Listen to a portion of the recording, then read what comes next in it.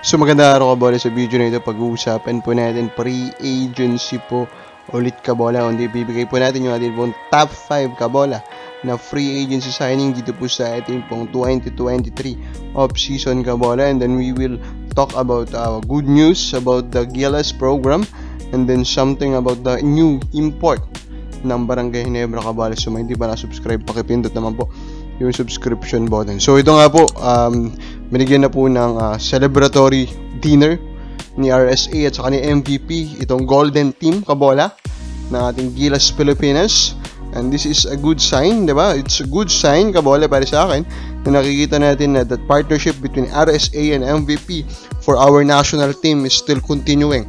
And I do believe that this good partnership between the two conglomerates is really the key kabola para continuous po na masustain ang atin pong magandang nasimulan na with this Asian Cup victory kabola. I do believe that they need to continue po. Kung hindi man po continue na partnership, i-take over na po ng tuluyan ng MVP Group. I mean ng SMC, San Miguel Corporation po, led by RSA, itong pamamahali po sa Gilas program kabola. So, nakita naman natin na iba talaga kasi pag sila po yung namamahala, and we know that most of the top players po kanili sa PBA nandun pa rin po sa kanilang poder po kabola. And now, usapang comments muna tayo dun po sa ating post na Magnolia Northport potential blockbuster trade around Robert Bolick.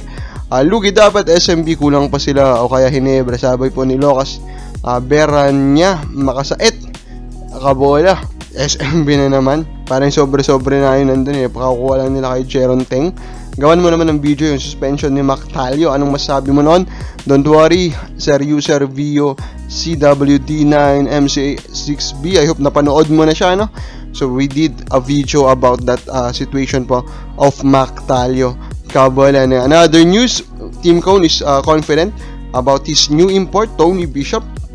And the reason behind is, of course, nagkalaruan na sila dati, di ba? They went toe-to-toe in the finals and Ginebra actually beat them kabola. And fun fact lang, he will now become itong si Tony Bishop, the third ex-Meralco player na nandun po ngayon sa lineup, diba? Together po with Jared Dillinger and of course ito pong si Nard Pinto kabola. So very very interesting po yan. Now doon na tayo sa atin pong power ranking ng mga top free agency signing, most impactful kumbaga. Number 5 ko will be Jologo, who signed with Meralco Bolts. Galing po ito ng Converge kabola. Yeah, medyo unknown, pero number 1 offering kasi nito is 3-point shooting, and we all know that in modern basketball it is very very important, and Meralco Bolts is one of the team that badly needs 3-point shooting. So for them to get him kabola in the free agency, I think it can be a good thing. Pero yun nga lang, may mga issues din of course si Chologo, kaya nga hindi po siya kinuha ng Converge, diba? Size and defense. Pero tingnan natin, makakaya naman i-compensate po yan ng Meralco Bolts. Number 4 ko will be Kim Aurin of the TNT kabola, and that is because of the reality na ito nga pong si TNT, wala nga yung Mikey Williams, wala din silang RR Pugoy. Basically, their top 2 scorers, wala sila. And Aurin, his biggest selling point is that he is capable of creating shots for himself, although the efficiency is another story kabola.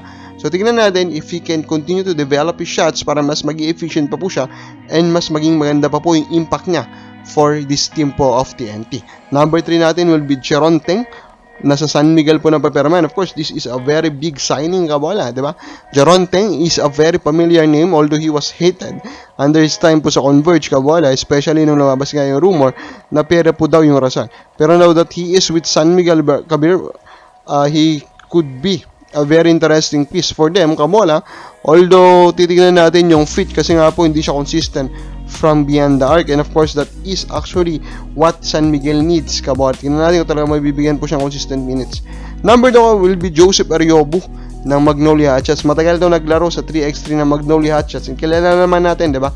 Ang DNA ng Magnolia Hatchets, loyalty, chemistry. So hindi nakakagulat na bibigyan na nila ng chance si Ariobu.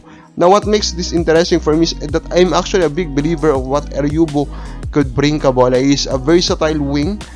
Tignan natin kung nasa ang level na yung skills niya. If it's a very high level, then this will be an amazing signing for the Magnolia Hatchets. And number 1 natin, of course, Maverick Hanmis of Ginebra.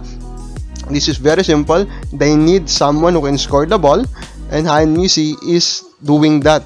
And he did that very well, Kabola, in his last conference dun ko sa Converge, Kabola. Other than that, they need someone to break down the defense. Of course, Han Musi can do that consistently, Kabola. So, and they need someone to take over for Stanley Pringle. And of course, Han Musi can do that. So I think this is the number one signing for this 2023 offseason. Kung mga balas palagi mo, ano dapat ang number one? Comment lang po sa baba.